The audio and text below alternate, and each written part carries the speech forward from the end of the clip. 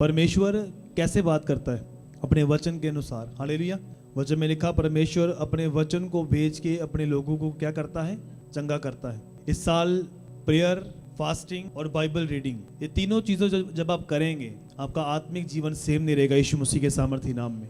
अगर आपने बढ़ना है, अपने जीवन में कुछ देखना है, कुछ बड़ा, अगर आप चाहते हैं कि 2025 में परमेश्वर आपकी लाइफ में बड़े काम करे, तो वो अपने आप बड़े काम नहीं होंगे। हालेलुया। किसी की लाइफ में कुछ दिक्कत है, किसी के ऊपर कर्जे हैं, किसी के ऊपर गरीबी है, किसी के ऊपर बीमारियां हैं, किसी के कोई प्रॉब्लम है, उन सारी प्रॉब्लम्स का जो हल है वो परमेश्वर का वचन है। हालेलुया। परमेश्वर किसी रीति से चंगा नहीं करता, अपने वचन को भेज के ही चंगा करता है, क्योंकि प्रभु ने कहा मैंने अपने नाम से भी ज़्यादा वचन को अहमियत दी है। और जो बंदा बंदी परमेश्वर के वचन का आदर करता है, हालेलुया, वो परमेश्वर का आदर करता है। हालेलुया। कितने समझ मेरी बात को? बाइबल को पकड़ने से, उसको यहाँ लगाने से कुछ नहीं होता जब तक हम परमेश्वर के वचन के ऊपर चलते नहीं हैं। हालेलुया। आप जब परमेश्वर का आदर करते हैं तो फिर आप प्रैक्टिकली आदर करते हैं परमेश्वर के वचन के ऊपर चल के। हालेलुया। तो यहाँ पर क्या लिखा? रोमियो 8:1 में लिखा, अतः अब जो मसीह यीशु में है उन पर दंड की आज्ञा नहीं, क्योंकि वे शरीर के अनुसार नहीं वरन आत्मा के अनुसार चलते हैं। हालेलुया। वचन में लिखा कि जो मसीह यीशु में हैं उन पर दंड की आज्ञा नहीं है। अब वो शरीर के अनुसार नहीं चल रहे, किसके अनुसार चल रहे हैं? आत्मा के अनुसार। शरीर क्या करता है? शरीर ये बोलता है कि ठंड पड़ी है, चर्च रहने दो। शरीर बोलता है तुझे भूख लगी है। शरीर बहुत सारी चीजें बोलता है करने के लिए, लेकिन यहां पर क्या लिखा? क्योंकि वे शरीर के अनुसार नहीं वरन आत्मा के अनुसार चलते हैं। कौन? जो मसीह यीशु में है। तो वचन में क्या लिखा हुआ है? क्योंकि वे शरीर के अनुसार नहीं वरन आत्मा के अनुसार चलते हैं। शरीर की अभिलाषाओं को हम पूरा नहीं करते। शैतान से भी ऊपर एक शत्रु है, पता है? आप बोलते शैतान ने यहाँ करता, मेरे घर से ऐ करता, वो करता, लेकिन शैतान से भी ऊपर एक शत्रु है। क्या है वो? सारी चीजें शैतान नहीं करता, शरीर करवाता है, फिर शैतान काम करता है। अगर हमने शरीर के ऊपर काबू कर लिया, अपनी बॉडी के ऊपर काबू कर लिया, कंट्रोल कर लिया, तो लाइफ स्वर्ग बन जाएगी धरती के ऊपर यीशु मसीह के सामर्थी नाम में। हालेलुया। अगर आपने एक निर्णय ले लिया है कि इस साल 2025 में मुझे हर संडे, हर बुधवार चर्च में आना है, मैंने आपको बता दिया कि 52 संडे आ रहे हैं, 52 एतवार, 52 बुधवार। हालेलुया। अभी एक संडे गया इस साल का, अभी 51 बाकी है। अगर 51 के 51 आप संडे चर्च में हुए, तब सोचो कि परमेश्वर आपकी लाइफ में, आपकी जिंदगी में क्या करने के लिए जा रहा है, आप नहीं जानते। क्योंकि वचन में लिखा, परमेश्वर ने कहा कि सब्त के दिन तुम्हें मेरे घर में होना जरूरी है। 6 दिन तुम काम करते हो, और जो पहला दिन संडे है, आप प्रभु की प्रेजेंस में, उसकी हुजूरी में जो व्यतीत करते हो, वो 6 दिन जो होते हैं तुम्हारे शांति से, आनंद से भरे होते हैं। अगर हम पहले दिन परमेश्वर के घर में नहीं आएंगे और हम कहेंगे कि वो 6 दिन मंडे और ट्यूसडे अच्छे निकले, ऐसा पॉसिबल नहीं है। यहाँ पर लिखा, अतः अब जो मसीह यीशु में है उन पर दंड की आज्ञा नहीं। जो प्रभु में नहीं उन पर दंड की आज्ञा है। हालेलुया। उनके ऊपर दंड की आज्ञा है, मृत्यु की आज्ञा है, बीमारी की आज्ञा है, श्रापों की आज्ञा है। लेकिन जो मसीह में आ चुके हैं, ये सिर्फ उनके लिए नहीं बोला गया कि जिन्होंने बपतिस्मा ले लिया है, जो नाम के क्रिश्चियन हैं, सिर्फ उनके नाम के साथ मसीह लगता है, जहाँ उनके दादा क्रिश्चियन थे, पास्टर थे, उनके लिए नहीं लिखा हुआ।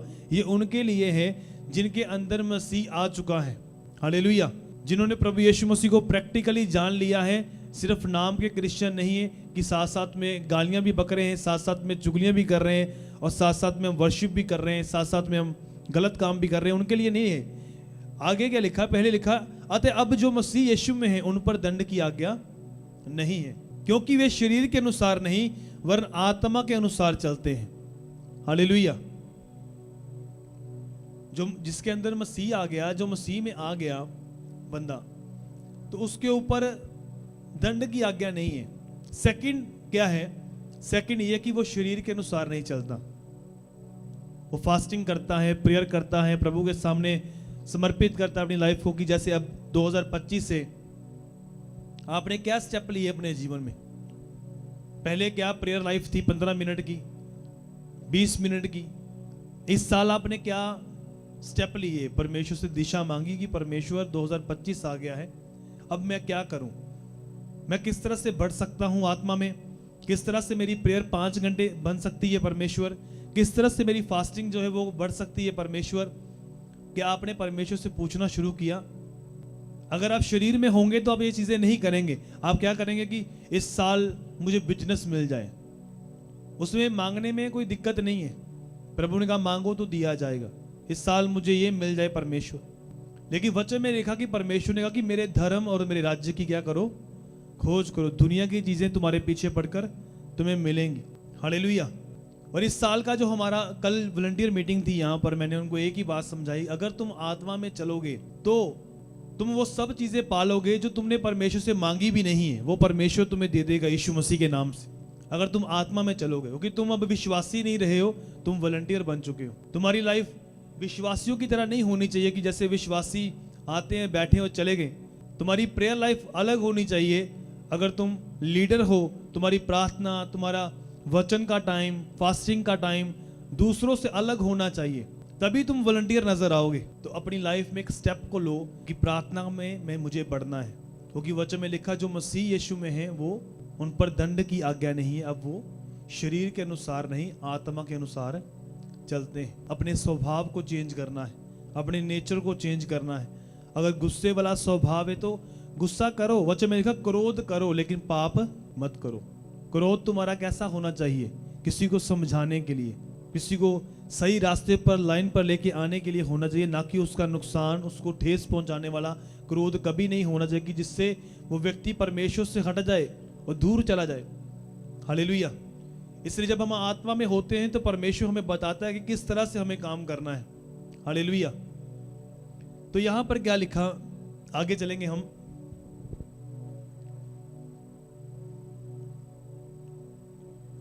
क्योंकि वे शरीर के अनुसार नहीं वरन आत्मा के अनुसार चलते हैं, क्योंकि जीवन की आत्मा हम 5 को पढ़ेंगे अब, 8 उसकी 5 को। क्योंकि शारीरिक व्यक्ति शरीर की बातों पर मन लगाते हैं, परंतु आध्यात्मिक आत्मा की बातों पर मन लगाते हैं। शरीर पर मन लगाना तो मृत्यु है, परंतु आत्मा पर मन लगाना जीवन और शांति है।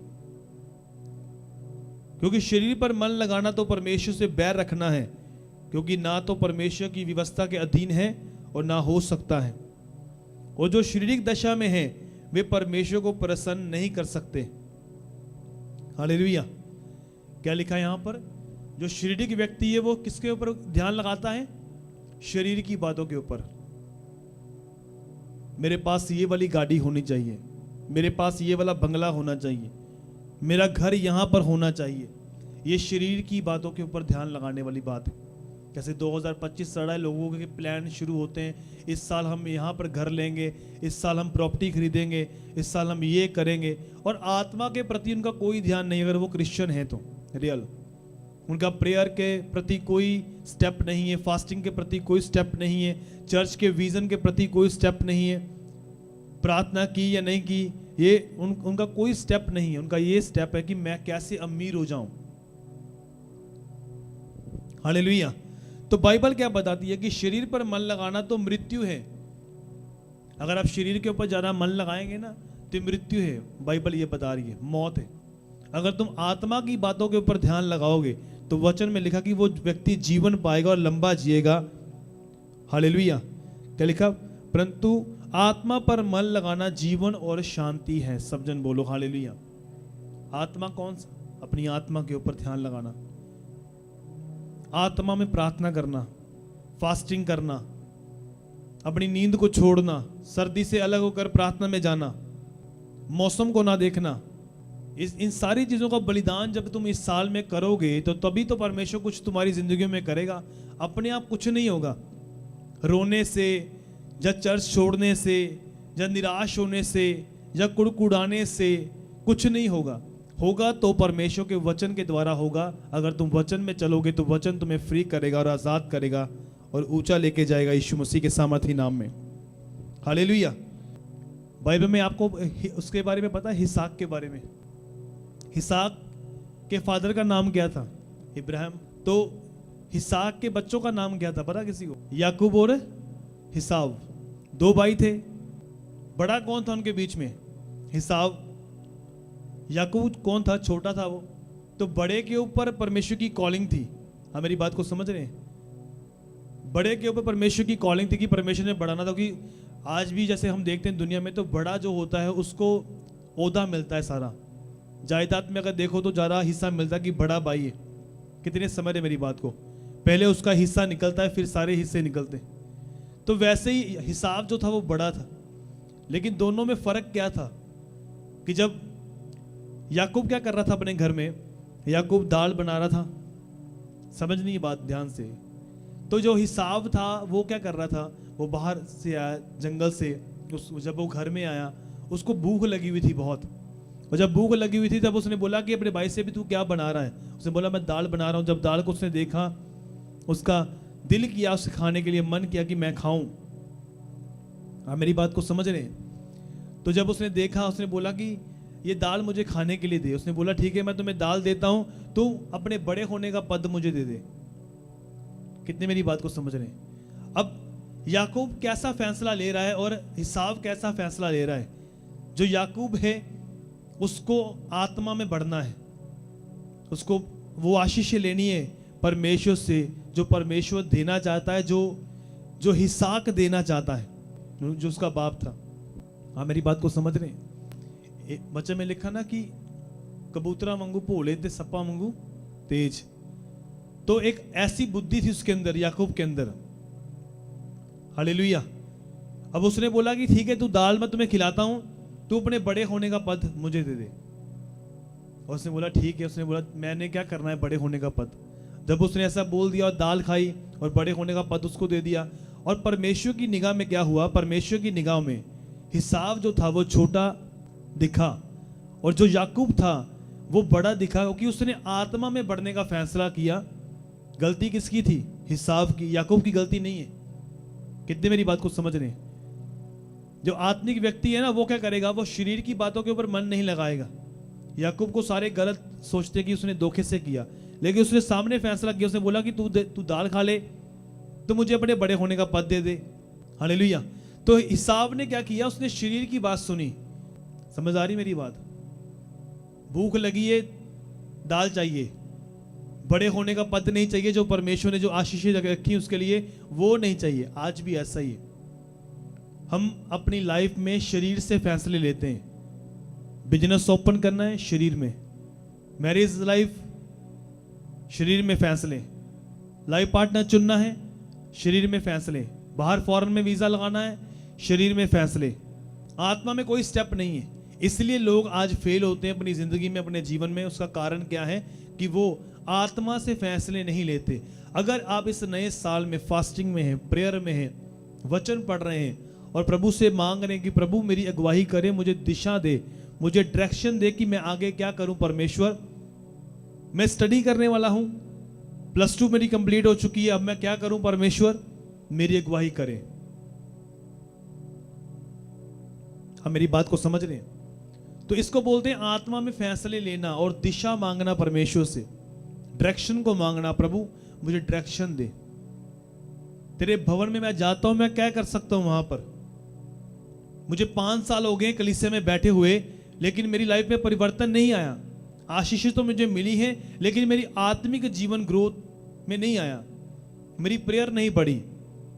आप स्टेप ले रहे हैं फास्टिंग करने के, आप प्रेयर करने के, सेवा में आने के। समझ आ रही मेरी बात? इसको बोलते हैं आत्मा में बढ़ना और अपनी गलतियों को छोड़ना, अपनी अकड़ को छोड़ना, घमंड को छोड़ना। शरीर में फैसले नहीं लेने। जब आप बाबूक हो गए, बाबूक हो के कोई काम मत करो। जब तुम निराश हो, परेशान हो, जो भी स्टेप तुम लोगे अपनी जिंदगी में, वहां फेल होंगे तुम। क्यों? क्योंकि तुमने निराश होके लिया। जब एक बंदा परेशान है अपनी जिंदगी में, तो गलत स्टेप ले सकता है वो। अगर अब यूसुफ की लाइफ को स्टडी करें तो यूसुफ के जो भाई थे सारे उससे नफरत करते थे। उन्होंने क्या किया? उसको बेच दिया। और जब यूसुफ पोतीफर के घर में गया, वहां निराश नहीं हुआ, क्योंकि वचन में लिखा यहोवा उसके संग संग था, और निराशा में आकर वो पोतीफर की पत्नी के साथ नहीं सोया। समझ आ रही नहीं आ रही मेरी बात? क्योंकि जब एक बंदा निराश होगा तो वो निराशा में आकर बोलेगा शायद मेरी निराशा खत्म हो जाएगी, ऐसे कर कर। बहुत से लोग हैं जो निराशा में होते हैं, बोलते हैं कि मैं शाम को पैक लगाता हूं निराशा से बाहर आने के लिए, लेकिन वो निराशा खत्म नहीं होती। हालेलुया। बहुत से क्रिश्चियन को मैंने देखा कि जब उन्होंने दारू पी है, मुझे चर्च में वो लोग ऐसे मिलते हैं कि दारू पी ली हमने निराश होकर, क्योंकि वो अभी तक आत्मा में नहीं आए और ना वो मसीह में आए हैं। हालेलुया। वचन में क्या लिखा? अतः जो मसीह में है उन पर दंड की आज्ञा नहीं है। अब वो शरीर के अनुसार नहीं, किसके अनुसार चलते हैं? आत्मा के अनुसार चलते हैं। हमारी परख कैसे होती है? जब दिक्कतें आती है, जब परेशानियां आती है, परीक्षाएं आती हैं, जब परमेश्वर अलग अलग चीजें तुम्हारी लाइफ में लेके आता है, तब तुम्हारी परख होती है कि तुम आत्मा में हो या शरीर में हो।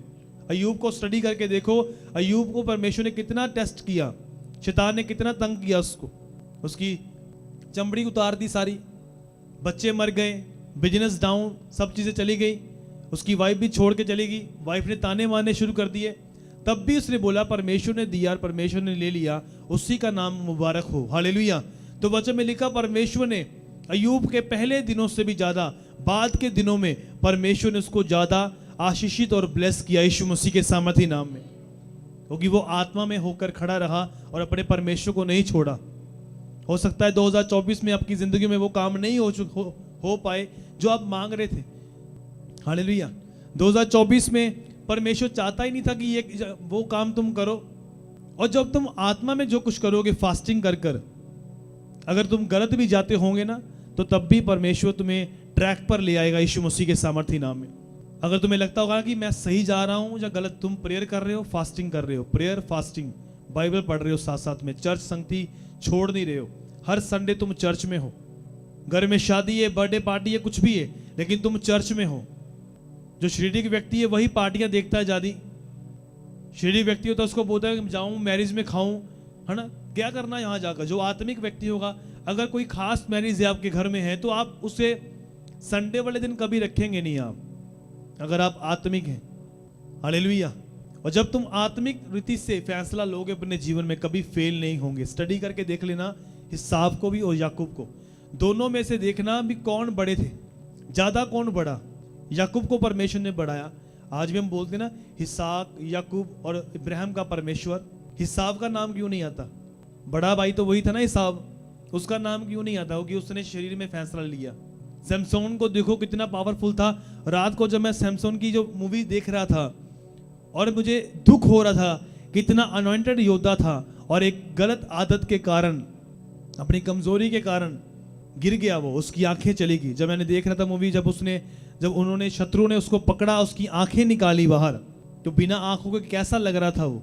वही इतना बलशाली जो हजारों के ऊपर इतना हैवी था अकेला ही, और सिर्फ अपनी शरीर की इच्छा को पूरा करने के लिए उसने परमेश्वर को नहीं देखा, वो मसीह को नहीं देखा, अपने ऊपर जो कॉलिंग थी परमेश्वर की उसको नहीं देखा कि मेरे द्वारा हजारों लाखों लोग बचाने के लिए परमेश्वर ने मुझे खड़ा किया है, ये नहीं देखा, और अपनी शरीर की इच्छा को पूरा किया और दलीला के पास चला गया और पाप किया, जिसके कारण वो मरा। आज भी बहुत से लोग हैं जो अपनी कॉलिंग खराब कर चुके हैं अपनी गलतियों की वजह के कारण।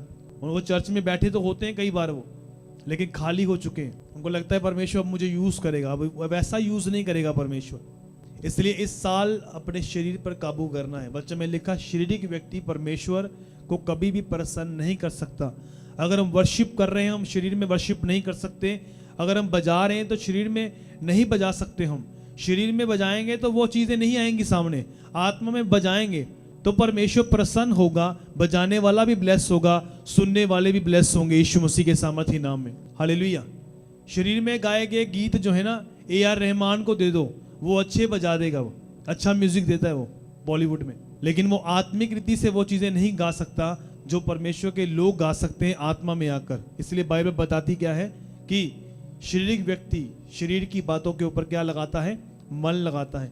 बाइबल में लिखा, तुम ना संसार से ना संसार की वस्तुओं से प्रेम करो। जिसने संसार से और संसार की वस्तुओं से प्रेम किया है, उनके अंदर पिता का प्रेम नहीं है। जब आप प्रार्थना में होते हैं, फास्टिंग में होते हैं ना, तो परमेश्वर एकदम से कुछ ऐसा आपकी जिंदगी में करता है जिससे आप शॉक्ड होते हैं यीशु मसीह के सामर्थी नाम में। और इस साल ऐसा ही आपके साथ होने वाला है। जैसे ये दिन बीत रहे ना, आज 8वां दिन है इस साल का, तुम हैरान होने वाले हो। ऐसे मिरेकल्स तुम्हारी लाइफ में होने के लिए जा रहे हैं, चमत्कार होने के लिए जा रहे हैं प्रभु यीशु मसीह के सामर्थी नाम में। अगर आमीन ऊंचा लंबा है, और परमेश्वर स्टार्टिंग में टेस्टिमोनीज तुम्हारी लाइफ में बनाने के लिए तैयार है।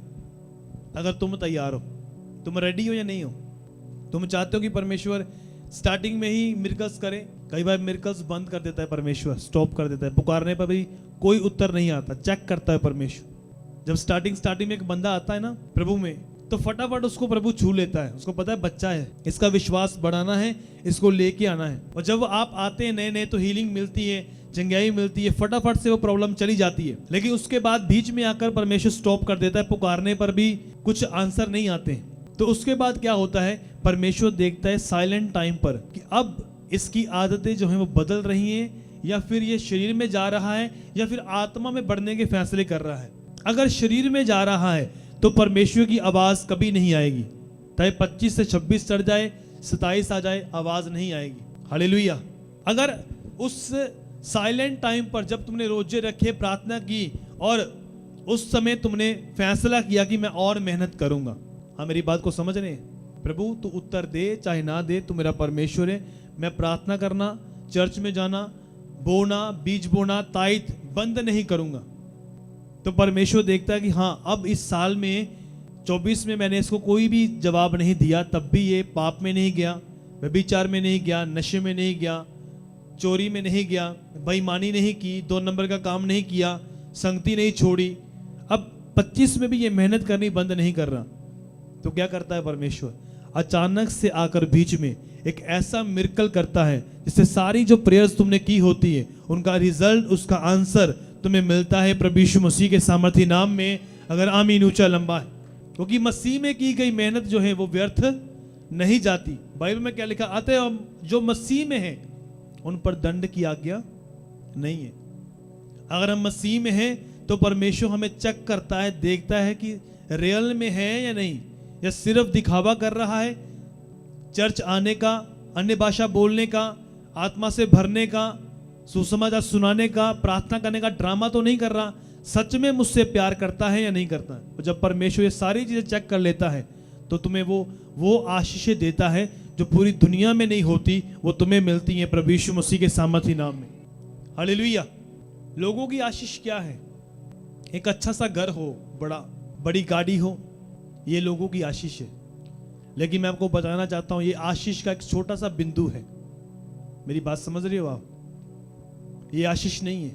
वचन में लिखा, अगर हम अफिसियों की पुस्तक पढ़े, वहां पर लिखा कि मसीह में हमें वो सारी आत्मिक आशीषें मिल चुकी हैं, मिलनी नहीं है, ऑलरेडी मिल चुकी हैं।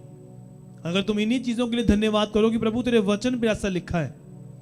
आपको पता है लोग बड़ी बड़ी भविष्यवाणियों पर यकीन करते हैं। कोई मैन ऑफ गॉड आ जाए बड़ा, कोई उसे बोल दिया परमेश्वर ये करने के लिए जा रहा है, उसको वो याद रहती है बात। लेकिन जो सरल बात लिखी है वचन में, सिंपल बेसिक, कि परमेश्वर बोलता कि मत डर मत घबरा, मैं तेरा परमेश्वर हूं, मैं तुम्हें कभी ना छोड़ूंगा ना कभी त्यागूंगा। क्यों खाते हैं लोग धोखा? उस मैन ऑफ गॉड की बात पर उनको यकीन है, लेकिन जो हाथ में पकड़ी बाइबल है उसको कभी नहीं पढ़ा। उनको लगता है शायद काम करेगी या नहीं करेगी आयत, क्या ये वैसे ही लिखा हुआ है, जो मैंने कहानियां पढ़ता था पहले शायद ये भी वैसी ही है। लेकिन ऐसा नहीं है। बाइबल में जो लोग लिखित वचन के ऊपर यकीन नहीं करते वो हमेशा धोखा खाते हैं, वो विश्वासी। हालेलुया। हमेशा वो ही भटकते हैं। लेकिन जो लिखित वचन के ऊपर यकीन करते हैं और सरल वचन है जो परमेश्वर के बेसिक, परमेश्वर ने कहा मत डर, मैं तेरे साथ हूं। साल में कितने दिन आते हैं? 365 दिन। तो बाइबल में कितनी बार लिखा है परमेश्वर ने? 366 बार। एक दिन एक बार परमेश्वर ने ज्यादा ही बोला है, मत डर मत घबरा। मतलब रोज परमेश्वर बोल रहा है, और एक्स्ट्रा बोला हुआ है परमेश्वर ने 365 दिन से भी 366 दिन बोला परमेश्वर ने। इब्राहिम मैं तुम्हें देना तो चाहता हूं, लेकिन सिद्ध हो जा। लोग बोलते सिद्ध नहीं होना चाहते, भविष्यवाणी चाहिए। मैन ऑफ गॉड भविष्यवाणी करे, मेरे लिए वर्ड दे, लोगों के बीच में मुझे खड़ा करे, देखे मैं आमीन आमीन बोलूं, लोग देखें मुझे। इन चीजों से ये चीजें तब अच्छी लगती हैं जब तुम परमेश्वर के वचन के साथ जुड़े हुए हो। अगर वचन नहीं है तुम्हारे अंदर, कोई भी तुम्हें बेवकूफ बना के चला जाएगा कि परमेश्वर ये करने के लिए जा रहा है। अगर तुम वचन में होंगे तो जो बोला जाएगा, जो परमेश्वर तुम्हारे लिए बोलेगा, वो होगा यीशु मसीह के सामर्थी नाम में। उससे भी बड़ा भविष्यवाणी जो है ना, सबसे बड़ी भविष्यवाणियों की पुस्तक जो है ना, वो तुम्हारे हाथों में पड़ी हुई है। कितने प्रॉमिस लिखे हुए हैं परमेश्वर ने? 8,000 बाइबल में वाचाएं बांधी है, प्रभु ने वायदे किए अपने लोगों के साथ। 8,000 में से 700 कुछ प्रॉमिस ऐसे हैं जो परमेश्वर ने सिर्फ अपने लोगों के साथ किए हैं, तुम्हारे और मेरे साथ, कि ये मैं करूंगा तुम्हारी जिंदगी में। अगर एक एक प्रॉमिस भी निकाल कर आप रोज पढ़े तो उन सारे प्रॉमिस को अपनी लाइफ में पूरा होते हुए आप देख सकते हैं यीशु मसीह के सामर्थी नाम में। अगर तुम मेहनत को बढ़ाओ इस साल, प्रार्थना को बढ़ाओ, शरीर के अनुसार ना चलो, आत्मा के अनुसार चलो, तुम्हारे बड़े से बड़े जो मसले हैं ना वो हल हो सकते हैं। लेकिन हम प्रार्थना में बैठेंगे तो मसला हल होगा, चर्च में आएंगे तो मसला हल होगा। या 1 2 4 बार आगे की 4 बार मुझे बोला था मैं आ गया हूँ जी, ये सारी शरीर की बातें हैं। 4 बार थोड़ा आना है, आते रहना है प्रभु के घर में। 4 बार आना तो ट्रेनिंग है कि 7 संडे तुमने आना है। 7 संडे मतलब तुम्हारी तैयारी हो जाए कि तुम अलग अलग टेस्टिमोनी सुन लो, वर्शिप करनी सीख लो, वचन को समझना सीख लो। उसके बाद लगातार प्रभु के भवन में आना, और ये सारा काम करने से तुम्हारी जिंदगी जो है वो नरक से स्वर्ग बन सकती है प्रभु यीशु मसीह के सामर्थी नाम में। जो परमेश्वर देना चाहता तुम्हें वो इसी साल तुम पा सकते हो। साल के अंत में नहीं, शुरुआती दिनों में ही परमेश्वर बड़े बड़े काम कर सकता है। लेकिन तुम जाओ तो सही प्रेयर में। प्रेयर तो है नहीं हमारी, तो 5 मिनट की प्रेयर क्या करेगी? 10 मिनट की प्रेयर क्या करेगी? 5 मिनट में तो, जब मैं प्रेयर में बैठता हूँ तो 1 घंटे के 1.5 घंटे के बाद तो इंजन गर्म होता है। जब प्रेयर में हम बैठते हैं पहले तो सारी इधर उधर की बातें घूमती रहती हैं सारी, उसके बाद परमेश्वर बात करनी स्टार्ट करता है। लेकिन हम बैठते ही नहीं है प्रेयर में। चर्च में आते हैं 2 बजे आते हैं, कोई 1:30 बजे आता है, तो क्या तुम आत्मा में चल रहे हो? अगर तुम लगातार बैठो, कोई ना आया हो, चाहे तुम अकेले बैठे हो यहाँ पर, परमेश्वर ये भी देखता है।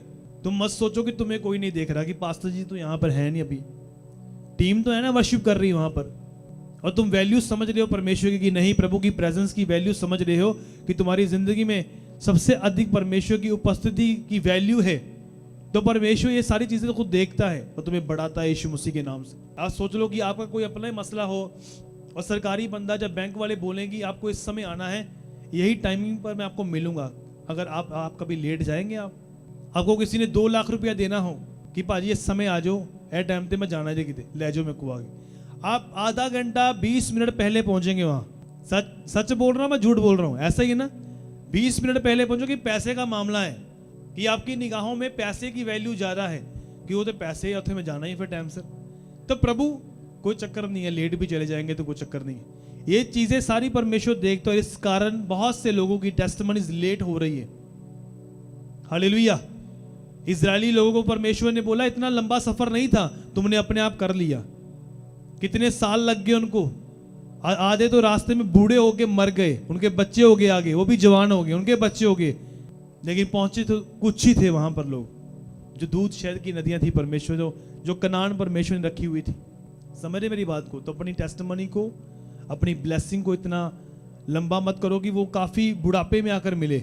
इसी साल, इन्हीं महीनों में, इन्हीं दिनों में, डेज में आप उसे प्राप्त करें, प्रार्थना में बढ़ें। परमेश्वर आपको देने के लिए जा रहा है प्रभु यीशु मसीह के सामर्थी नाम में। आमीन। ऊंचा लंबा है। 60-70 में वो चीजें मिलेंगी तो क्या एंजॉय करेंगे आप? तब तो जाने का समय हो गया। हालेलुया। इसलिए जो अभी परमेश्वर ने बल दिया है ना शरीर में, इसको यूज करो प्रभु की महिमा के लिए। वर्शिप करो, सेवा करो उसकी। और जब मैं लिखा शरीर पर मन लगाना तो डेथ है, मृत्यु है। आत्मा पर मन लगाना जीवन और शांति है। जब हम आत्मा के ऊपर ध्यान लगाएंगे ना, प्रभु हमारे जीवन को बढ़ाएगा, दीर्घ आयु देगा, शांति देगा। हम परेशान नहीं रहेंगे अपने जीवन में। आज जब तुम वचन को सुन के जा रहे हो, तुम्हारी जिंदगी में परमेश्वर काम करेगा अगर तुम इसे फॉलो करोगे तो। अगर हाँ आमीन करके निकल जाओगे और बाहर जाकर सही काम करोगे, तो शरीर के अनुसार नहीं चलना है इस साल। छोटी मोटी जुकाम खांसी से घर में नहीं बैठना कि गला खराब है जी, दर्द हो रही है घुटनों में, कोई चक्कर नहीं है। चल तो रहे हो, खाना पीना तो खा ही रहे हो घर में, तो आ जाओ चर्च में। इसलिए छोटी छोटी चीजों में ही परमेश्वर देखता है कि अगर जुकाम हो गया तो घर में बैठ के, वो भी लोग हैं जो वेंटिलेटर पर हैं, आपकी सांस तो चल रही है, गोली ले लो, दवाई लेके आ जाओ चर्च में, लेकिन मिस मत करो। और इन 52 दिन जो है ये साल के 25 जो ये 2025 जो है ये ब्लेसिंग का ईयर